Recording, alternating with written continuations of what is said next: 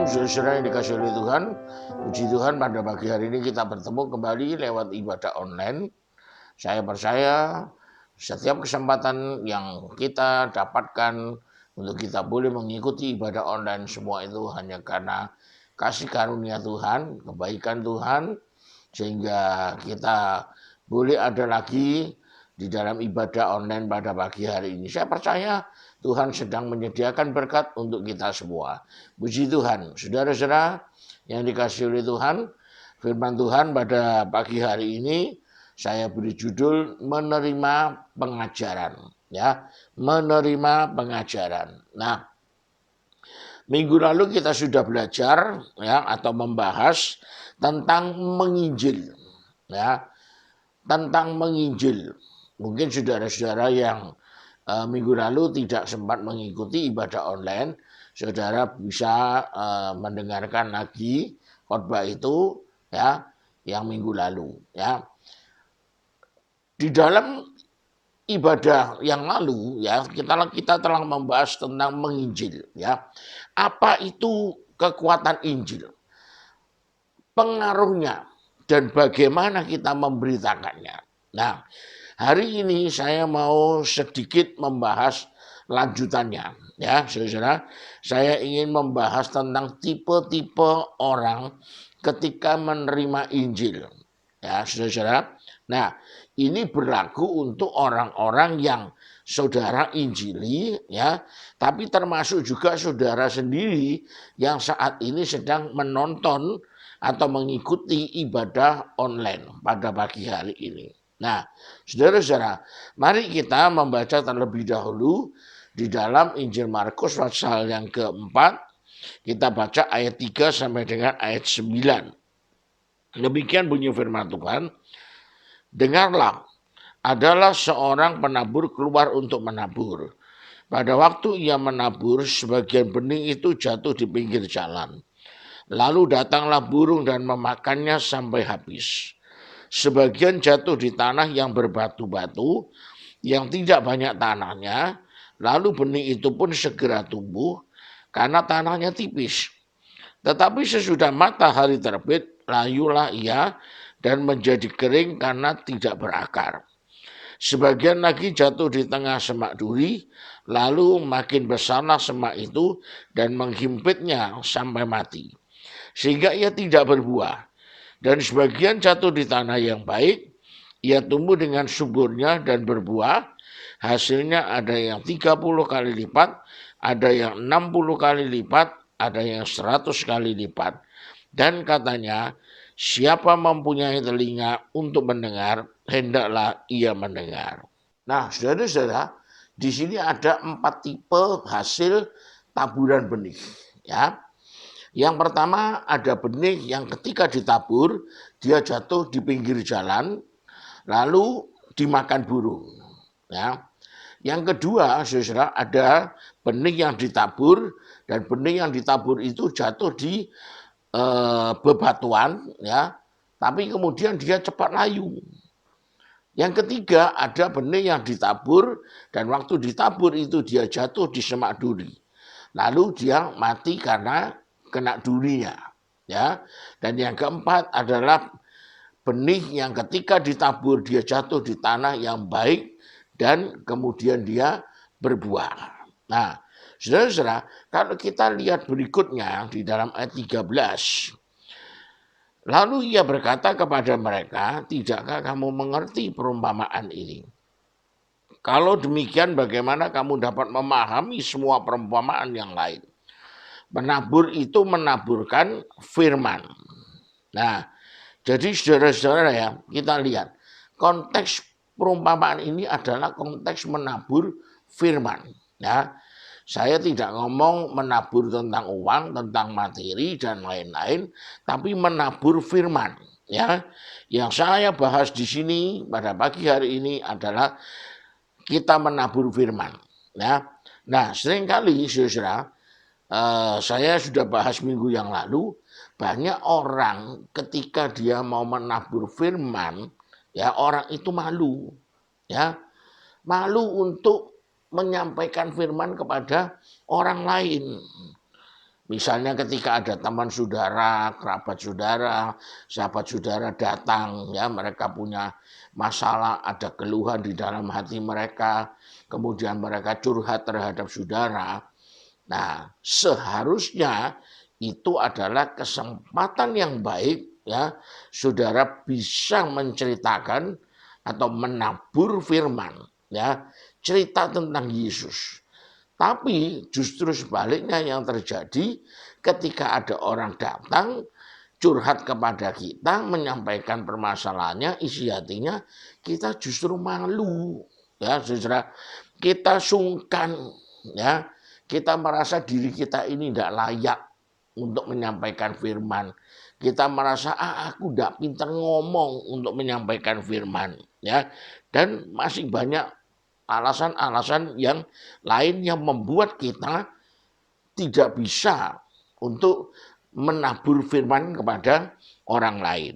Nah, saudara-saudara, hari ini saya mau berkata kepada saudara-saudara, ya, banyak orang di luar sana yang butuh Injil, ya. Sekali lagi banyak orang di luar sana yang sedang butuh Injil.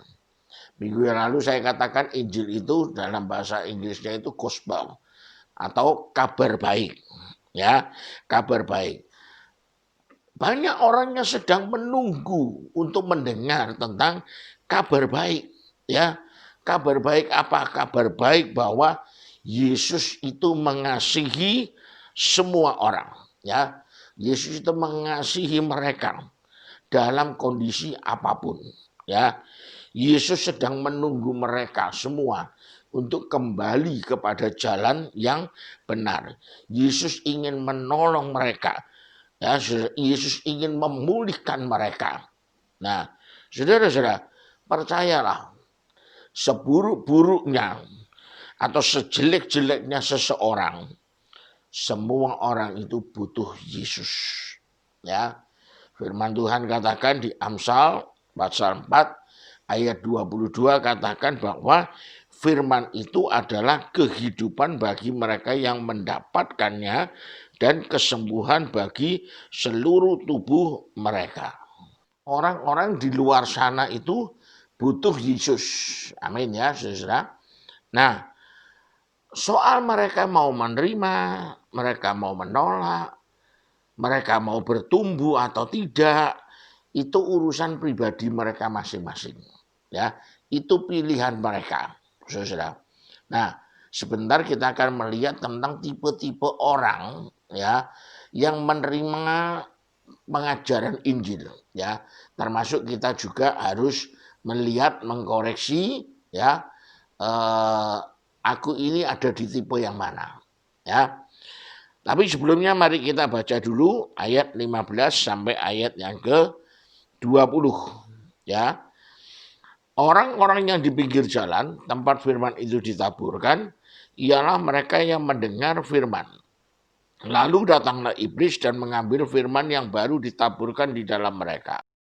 Demikian juga yang ditaburkan di tanah yang berbatu-batu, ialah orang-orang yang mendengar firman itu dan segera menerimanya dengan gembira.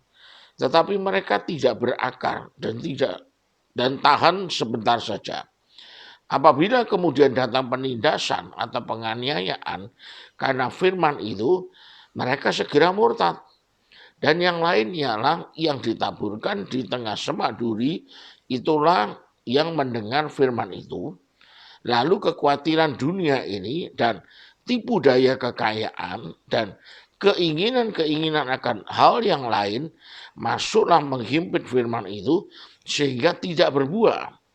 Dan akhirnya yang ditaburkan di tanah yang baik ialah orang yang mendengar dan menyambut firman itu lalu berbuah. Ada yang 30 kali lipat, ada yang 60 kali lipat, dan ada yang 100 kali lipat. Nah, hasil dari kita menabur firman kepada orang lain itu bisa bermacam-macam, saudara. Ya. Nah, kita akan melihat ada beberapa tipe pendengar Injil. Yang pertama atau tipe pertama adalah orang yang sudah diinjili atau orang yang sudah mendengar firman Tuhan, ya, Tapi habis gitu dia masih tergoda oleh bisikan setan, lalu pergi. Ya, tipe orang yang kedua, saudara, ada orang-orang yang menerima firman, wah, dia diberkati oleh firman itu, dia senang, dia happy, ya, dia semangat lagi, tapi begitu masalah datang, langsung down, hilang. Ya, saudara.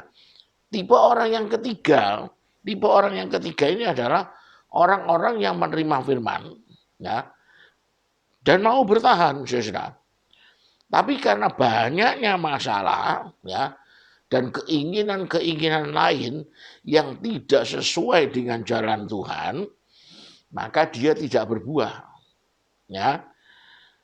Tapi ada tipe yang keempat, saudara. Tipe yang keempat ini dia mau mendengar, dia menyambut, ya, dia bertumbuh dalam gereja, ya, berakar dalam gereja, dalam komsel, dan dalam firman Tuhan, dan dia berbuah. Nah, saudara-saudara, sebelum kita membahas orang lain, ya, nah, yang saya ingin tanyakan, saudara ini ada di tipe yang mana? Apakah setelah saudara ke gereja setiap minggu, ya setiap minggu saudara dengar khotbah, saudara jadi tipe yang mana? Tipe 1, tipe 2, tipe 3, atau tipe yang keempat? Ya. Nah, saudara-saudara, kalau mungkin ada di antara kita yang masih ada di tipe 1, 2, tipe 3, ya, ya saya katakan ya gak apa-apa sih saudara, tapi sayang, ya, sayangnya apa? Saudara, Tuhan itu kepingin kita semua berbuah. Amin ya saudara. Yesus ketika dia kembali naik ke surga, dia ingin supaya murid-muridnya berbuah. Ya, murid-muridnya berbuah dan kita ini adalah buahnya murid-murid Yesus. Ya, jadi kita lihat hasilnya itu kelihatan, saudara. Nah, Yesus pun juga kepingin, saudara, kita ini anak-anaknya berbuah. Berbuah dalam pekerjaan kita, dalam pelayanan kita yang terutama. Ya, amin, saudara ya. Mau berbuah, jadilah tipe yang keberapa? Yang keempat. Ya, yang mau mendengar, menyambut, bertumbuh dan berakar dalam gereja dan firman-Nya. Ya, saudara, saya percaya jemaat Tuhan, ya, yang mendengarkan ibadah online, kita ada di tipe yang keempat. Ya. Nah, sekarang tentang orang yang saudara injili. Hasil dari saudara nginjil, ya. Saudara, hasil dari saudara nginjil itu bisa bermacam-macam, saudara. Seperti 4 tipe tadi, ya. Ada orang yang saudara injili terus menerus, ya, tapi dia hanya jatuhnya hilang-hilangan, ya. Kadang nongol, kadang enggak, ya. Tapi yang saya mau katakan kepada saudara adalah kita ini enggak usah mikiri hasilnya, saudara, ya. Enggak usah mikiri hasilnya. Lakukan apa saja yang menjadi tugas kita. Apa yang menjadi tugas kita? Menginjil. Menginjil kepada mereka. Sudah kita lakukan itu saja, menginjil. Nah, lakukan bagian kita, lakukan porsi kita, lakukan tugas kita. Nah, sementara hasil itu, ya, urusan hasil itu urusannya Tuhan. Ya, urusannya Tuhan, saudara. Tapi saudara lakukan yang terbaik. Kalau saudara menggantungkan hasilnya pada mereka, saudara akan kecewa. Aku menginjil, orang lain menolak. Menginjil, mereka tidak terima. Masih tidak mau terima Tuhan. Kita kecewa, saudara. Karena apa? Karena fokus kita tidak kepada Tuhan. Tapi marilah kita berusaha, ya, fokus pada Tuhan, ya. Soal nanti hasilnya itu biar urusannya Tuhan. Supaya apa? Saudara tidak capek-capek Saudara tidak merasa capek untuk nginjili orang. Bolak-balik nginjili orang tapi tidak ada hasilnya. Bolak-balik nginjili orang tidak ada hasilnya. Karena saudara memikirkan hasilnya menurut pikiran saudara. Lakukan saja tugas saudara, hasilnya itu urusannya Tuhan. Ya, intinya saudara, saya mau mengulangi sedikit saja bahwa kita ini kadang bisa menjadi orang yang ada tipe 1, tipe 2, tipe 3. Ya, naik turun dalam Tuhan bisa terjadi, wajar sih saudara, kita ini manusia. Ya, tapi apakah itu yang kita mau dalam hidup kita? Atau kita mau kita ini berakar, bertumbuh dan berbuah dalam Tuhan. Dan yang kedua, saudara, maukah kita ini menginjil kepada orang lain? Sekali lagi saya mengingatkan, di luar sana banyak orang-orang yang perlu Yesus. Maukah kita itu mengenalkan Yesus kepada mereka? Jangan malu terhadap diri saudara sendiri. Minggu lalu kita sudah bahas itu. Dan urusan hasil sekali lagi itu urusannya Tuhan. Saudara cukup lakukan tugas saudara, ya, yaitu mengenalkan Yesus kepada mereka. Amin, saudara. Lakukan dengan kesungguhan. Saya percaya Tuhan menyertai kita. Amin. Mari kita berdoa. Bapa kami dalam surga, kami bersyukur Engkau mengingatkan kami untuk kami boleh terus semangat untuk menyampaikan Injil Tuhan, menginjil kepada orang lain. Kadang kami malu Tuhan, kadang kami merasa tidak mampu, tapi kami tidak mau fokus kepada kekurangan kami, kelemahan kami, tapi kami hanya mau fokus kepada Tuhan. Engkaulah sumber pertolongan kami. Mampukan kami untuk kami boleh terus menyampaikan Injil-Mu kepada semua orang yang membutuhkan Engkau ya Bapa. Terima kasih ya Tuhan. Pakailah hidup kami menjadi alat-alat yang berguna bagi kerajaan Tuhan.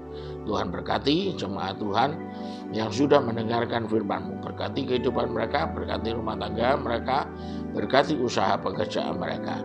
Terima kasih ya Bapa. Di dalam nama Tuhan Yesus kami naikkan doa kami. Amin. Puji Tuhan saudara. Ya, tetap jaga kesehatan saudara. Tetap ikuti protokol kesehatan. Tetap semangat di dalam Tuhan. Ya, kita ketemu lagi dalam ibadah online minggu yang akan datang. Tuhan memberkati kita. Seumur hidupku masuk dalam rencana-Mu Bapa, pikiranku, kehendakku, ku serahkan